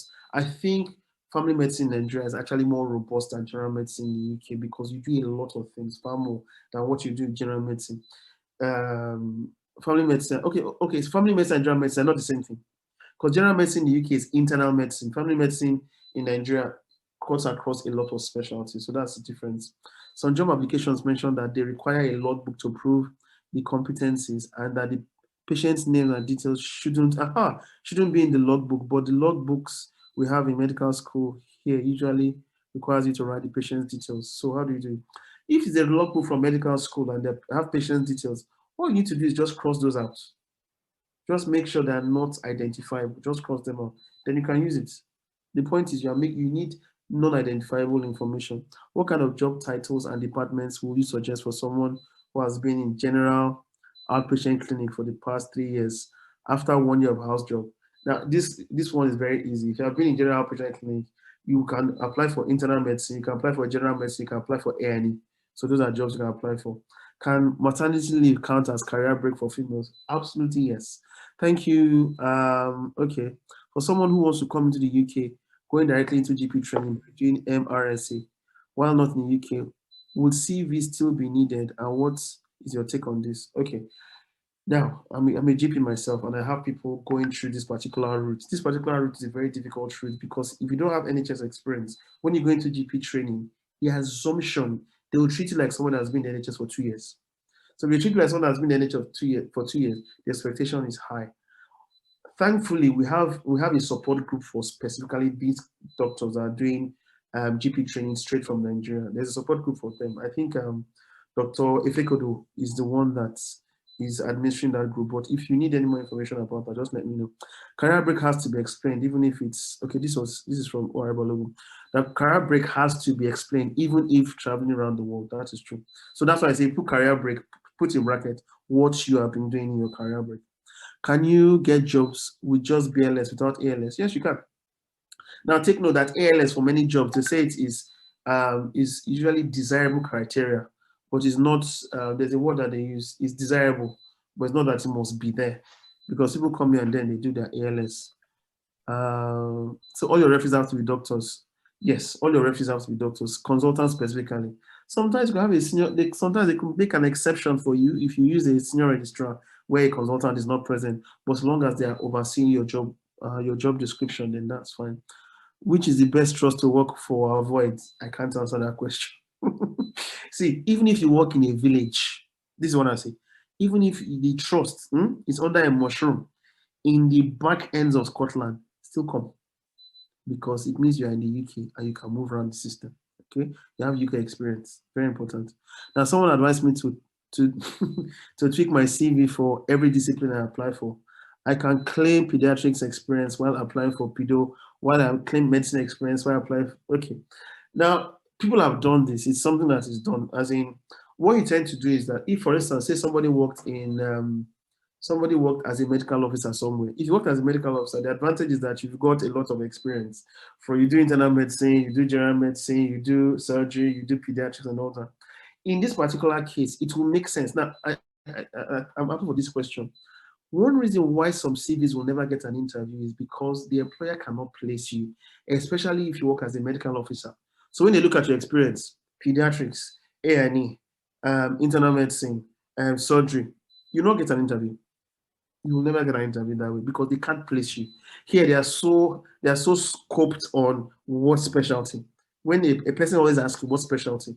So if majority of the work that you have done is in surgery, and when you're working in your outpatient department as a medical officer, put your surgical experience there. So don't apply for a surgical job and you're putting medical experience. Nobody will take you because they're looking for experience for somebody who has that experience.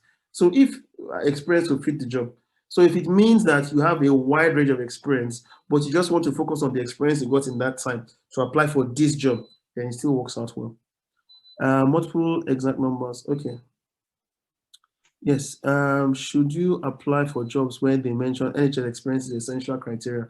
If the essential criteria, if you apply for the job, it means that when they are marking the CV, your CV is thrown out because you don't meet the criteria. But you could still apply, but nothing, no harm. If mobility and mortality meeting is a form of audit, if mobility and mortality meeting a form of audit, now these meetings are not a form of audit. However, if you can audit the mortality and morbidity and say, okay, we took the information of how many children were dying, how many adults were dying, and all that, I will try to find out root cause analysis, why they were dying, what can we do to change things, then that will count as an audit. But just a mortality and morbidity meeting is not. To all our referees have to be doctors, I've answered that. Okay, I worked in the internal medicine department in a specialty hospital for 2 years, then in a pediatric hospital for the last 2.5 years. Which department can I apply for? Incidentally, you can apply for pediatrics, you can apply for internal medicine, but because pediatrics is now your most recent experience, it will make sense for you to apply for pediatrics. Okay, I've been searching fruitlessly for NHS jobs as FY2 and CT1 in medicine outside London. Any help? So, why are you saying specifically outside London? I know people run away from London because London is expensive, but your CT1 job, FY2 jobs, there's nothing stopping you from applying for SHO jobs. Just look for SHO jobs specifically. SHO job, junior clinical fellow. You don't have to be FY2 because FY2 and SHO is the same thing. FY2 is the one that's going through training. SHO is the one that's not going through training, essentially. Okay, should you include your experience during house job across all departments? Well, I did. When I first started writing my CVs, I did. But it's not like I expanded it so much. But I just put the departments I rotated through. Okay. Let's see. Applying for pediatric role and medicine role in the same trust. Won't that be seen as fraud since the same HR? No, it's not. It's not fraud. You apply for the job. You have the experience. So you put it on your CV there, you apply for the job. So that's not fraud. It is left to them to say, okay, fine, we don't accept, we won't take you for this interview. So there's no fraud in it. You can apply for as many jobs as you want, so long as they say they can take it, then that's fine. I've been searching for jobs. Okay. Yeah, someone was asking about audits. Okay, so the issue about audits, I think for audit essentially, that's a very long one to talk about. I can't talk about it now. I probably by the sake I would organize a session about audits. Thank you so much for this session. Okay, let me see. I'm trying to look for.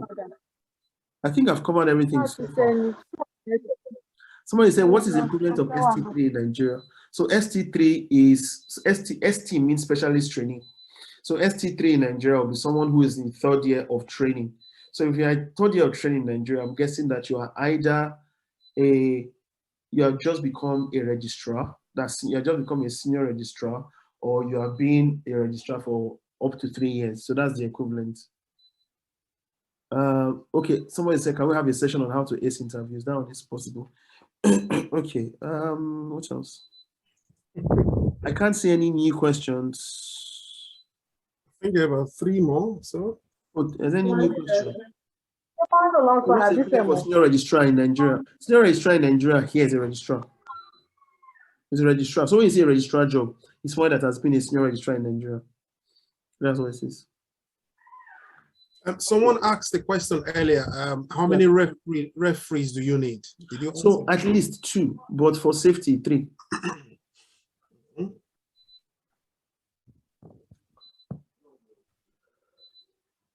So in the absence, is there any other question I've missed? Okay, whilst we're waiting for that, first of all, thank you, Ejiro. Can we have a copy if it's teaching? Just yeah, we'll talk about that. Yeah, there's a new question. Someone who has been in radiology for a while, which department can a person work in the UK? Radiology. Radiology. Straightforward. So again, thank you, Ejiro. It's been a wonderful, wonderful time to have you here. I really, really appreciate this. Whilst we're still waiting for any other question, we'll just take a few announcements. Good. Okay. So this is all right. So now, for those who don't know, Balosega started 2 years ago. October to be precise when we started. As we said at the beginning, it's not just accommodation that we're into. We want to make sure that the little we can do, give back to everyone, give quality service and give quality life, as we say, to everyone and anyone. So 2 entities came together. I'm Bobby Olasega, that's where Sega came from, and there's OR Balogun, that's where Balo. So we formed Balo Sega together. And it's been a wonderful, journey. We all know that everything in life has the good, the bad, and the ugly. But we still go. The day has day and the day has night, as we all know. But we're still moving forward. So seeing all of you today is really, really very exciting. Again, I must apologize to some of our friends who could not log in, or some who logged in and could not log back in because Zoom did not allow them to log back in for whatever reason, only to be told that there's a cap of 100, which we never knew. So we do apologize, but videos will be sent to everybody. I know a few people have asked the question. We'll send that video to our Instagram page.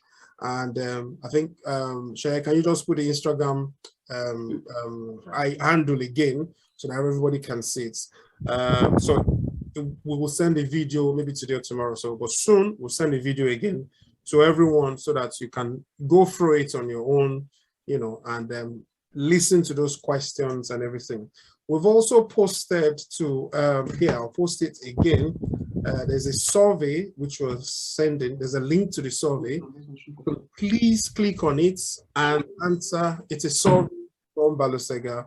It just takes a very short while to go through that. So please go through that. Sorry? Yeah, so it's for us to improve, yes.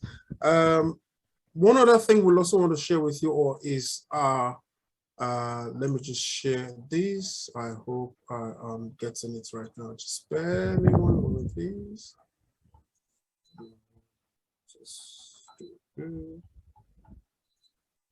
So while we're waiting for any other question. Bobby? Yes, please. While you're there, can I quickly chip in some things about this interview, Thank you. about Search for Jobs? Ejiro, thank you very, very, very much. Really appreciate that. For everyone who's searching for a job, you will always get a job. Like I always say to people, I've helped people search for jobs and I've connected a lot of people. I always say to them, it's not the number, it's not the quantity, it's the quality. You throw one out to get a job. I've seen a lady who was sent to me. She was almost to tears. I've been doing this for 9 months. I said, show me what you have done. I said, you just send everything to everybody. They'll just bounce it off you. When I was in one hospital, we had a stock pile of CV. And basically we just sat down, look, no summary, dustbin. Because you have too many, and it's just one post. So you have to be selective and you have to go for the target. What I always say to people is that there is an answer to the question at the back. Look at the job specification, person specification, and tick all the boxes. So if somebody says, I'm applying for this job, I say, send me the link. I look at the job specification.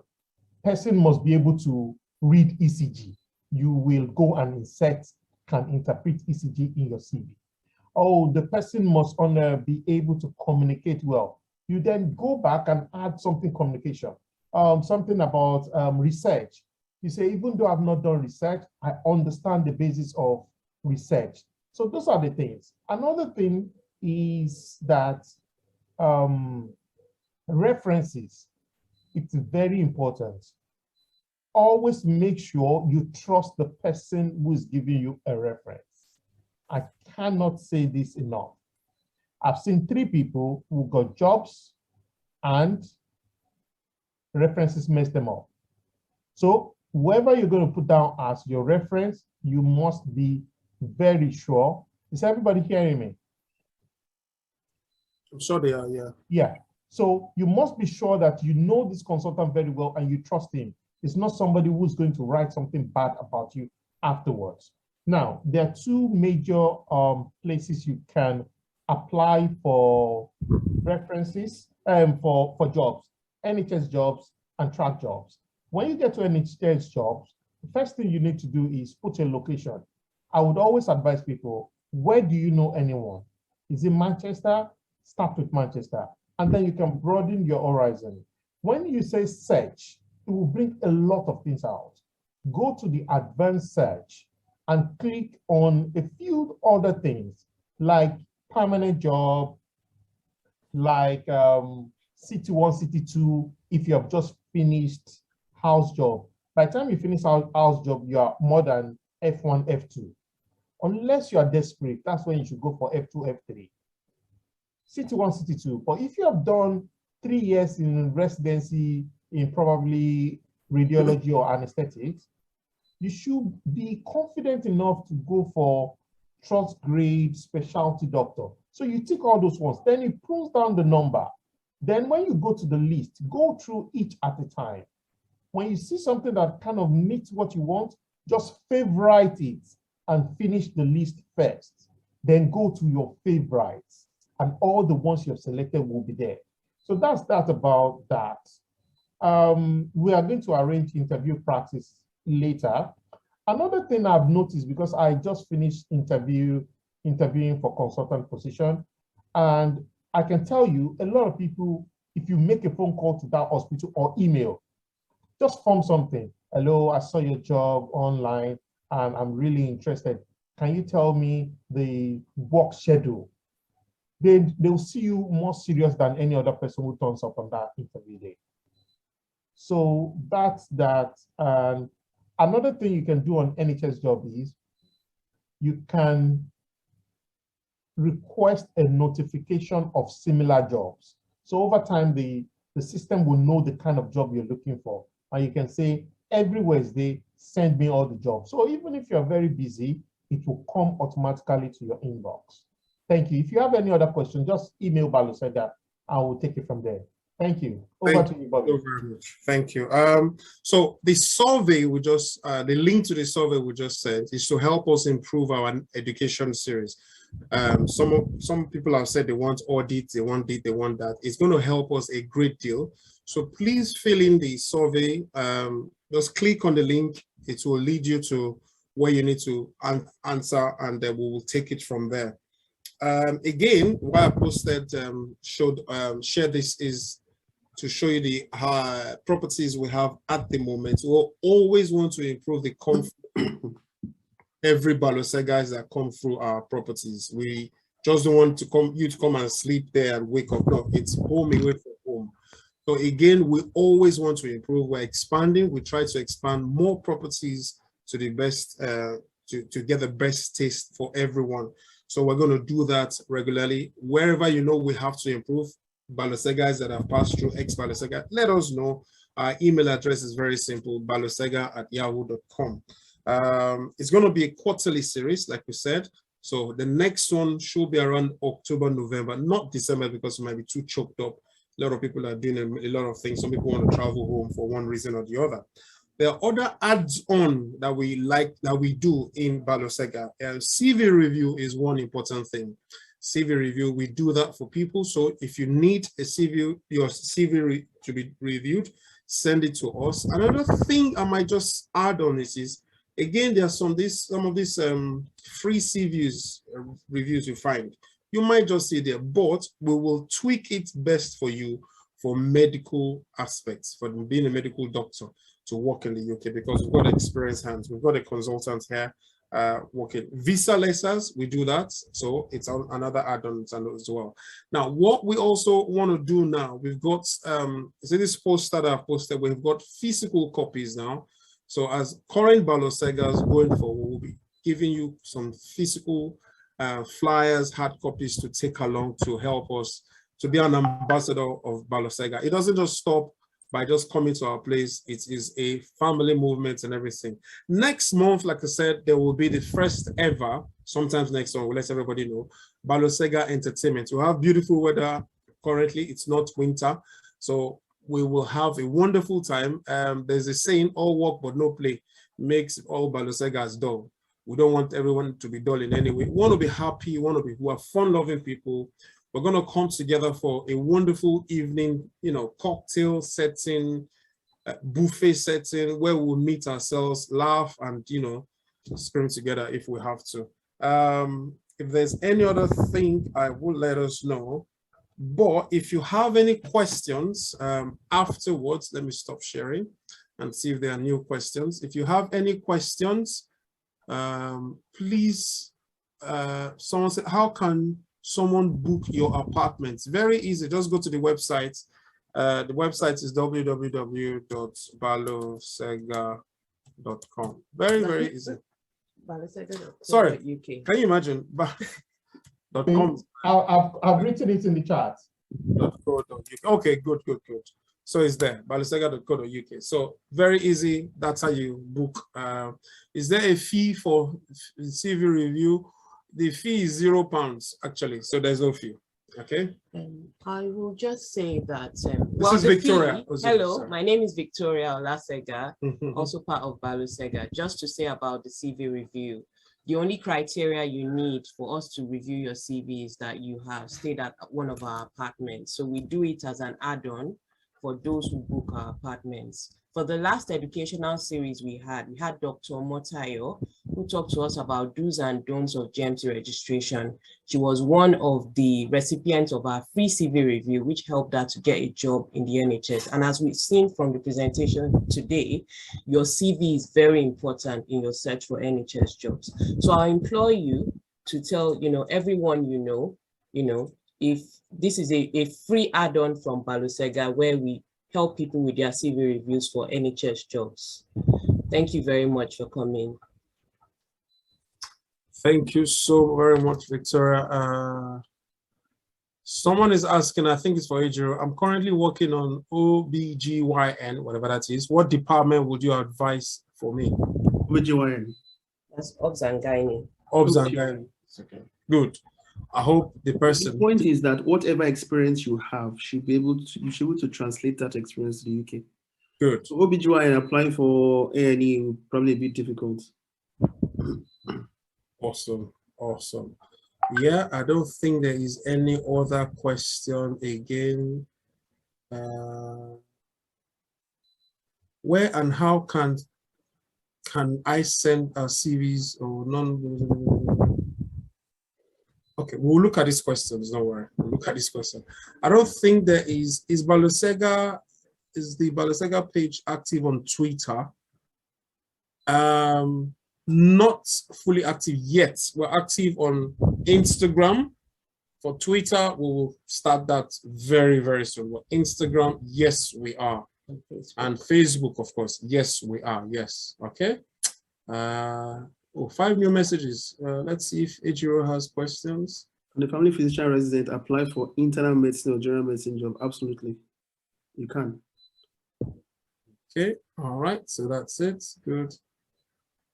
How do we get CV across to you? Balosega at yahoo.com. Balosega at yahoo.com. Good.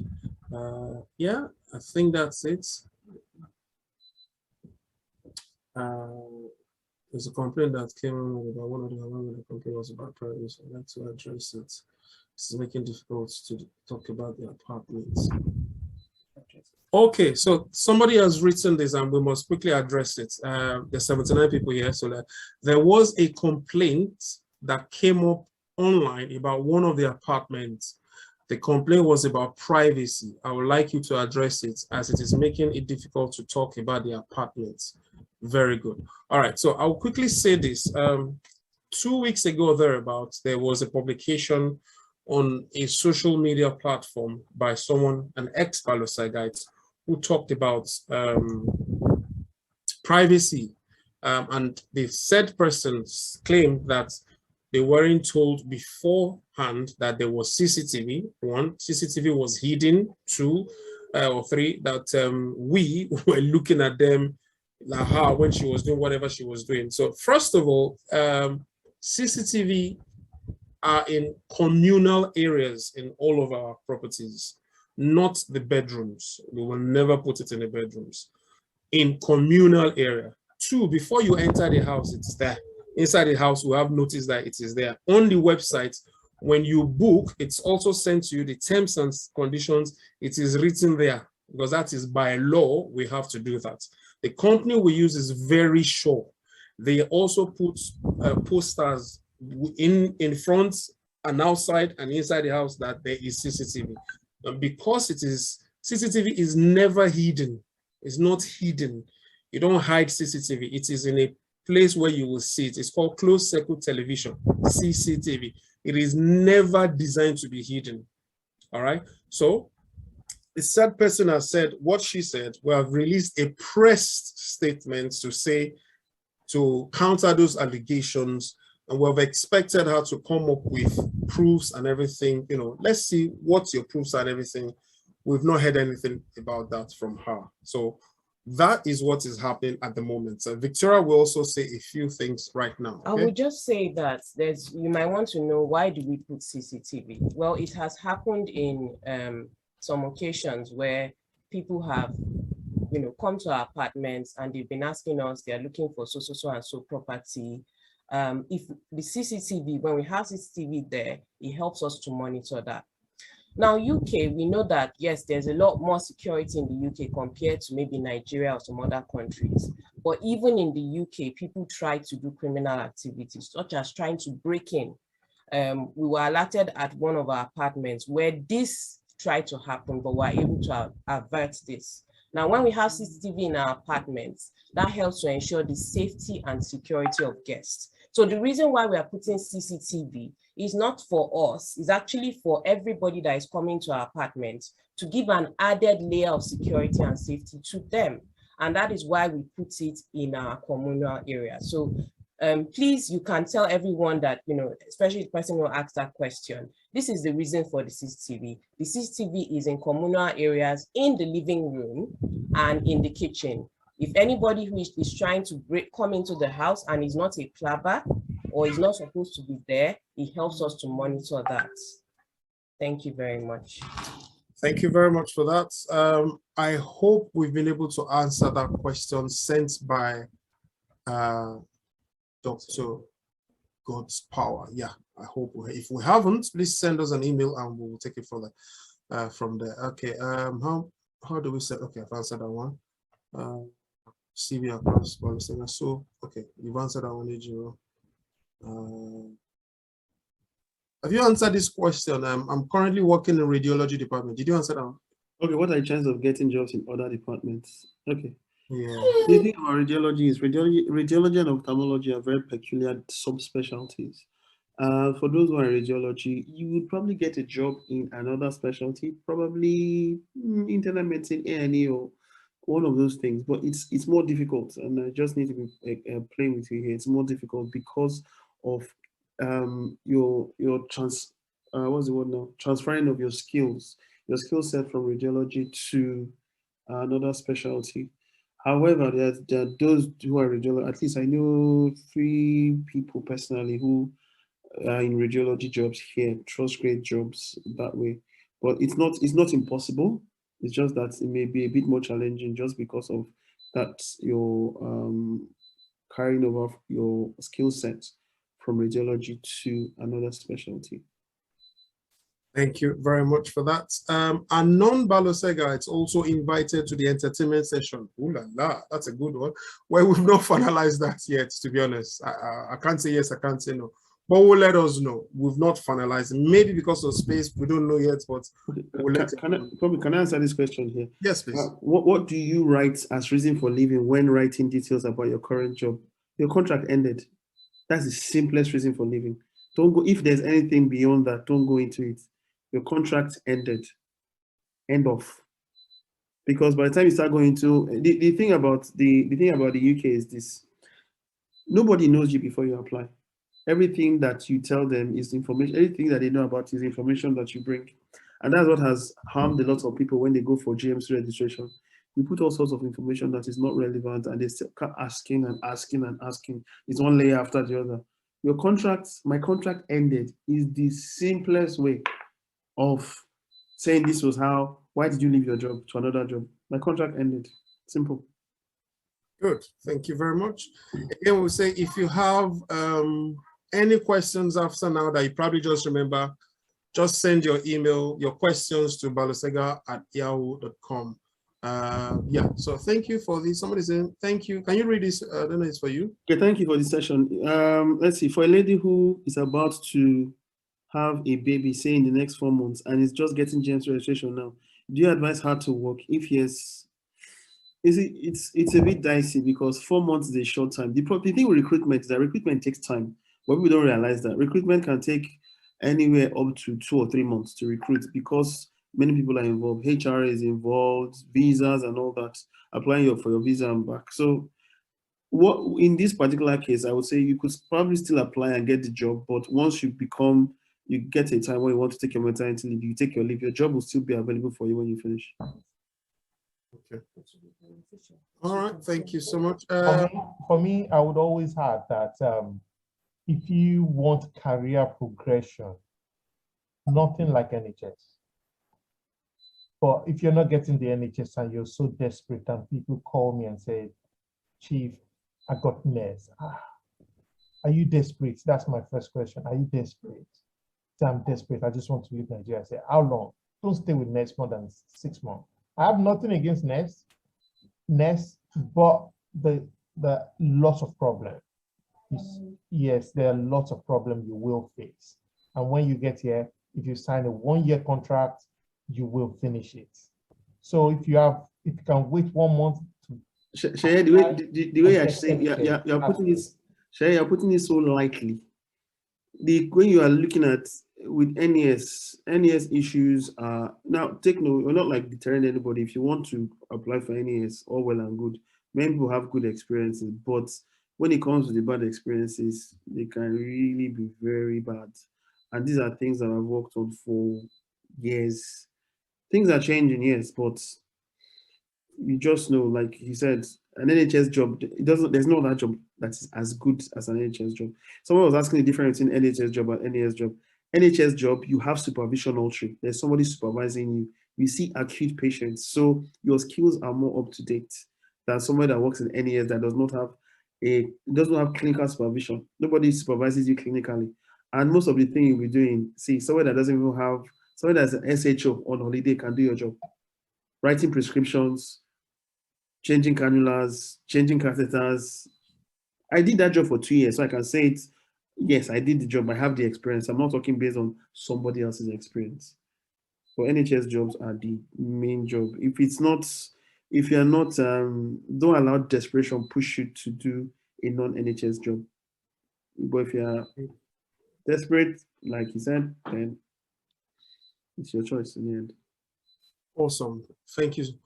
Shay, I want you to answer this, please. Some of us are coming through postgraduate routes. How do we benefit from free CV? Quickly answer that, please. Okay. So for the free CV review, I will discuss with Bobby, my co-director.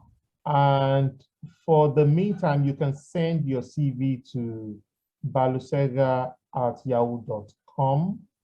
and we will get back to you about what we're going to do. Sure. Thank you. Ejiro, I think this is for you. Does this still apply if the job is still on, or you are leaving because you just want to relocate abroad? Have you answered this? If you are leaving because you relocated abroad, you can just say you are relocating abroad. That is your reason for leaving. But anything